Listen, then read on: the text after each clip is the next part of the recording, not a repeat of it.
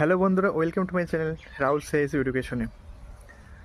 আজ 12ই December, SSC GD 2024 result আজ আসবে কাল আসবে করে করে সে তো আর আসছে না। অপেক্ষা করে থাকছি, তোমরা অনেকেই অপেক্ষা করছো রেজাল্ট কবে আসবে কবে আসবে। তো বন্ধুরা, যে আমাদের মাননীয় যে হাইকোর্ট কলকাতা কোর্ট যে আদেশটা দিয়েছিল সেটা সম্পূর্ণ হয়ে গেছে, সে প্রসেসটা সম্পূর্ণ হয়ে গেছে এবং সমস্ত ডেটা সিএপিএফ এর কাছে পাঠানো হয়েছে। আশা করা যাচ্ছে আজকে রেজাল্ট আসবে।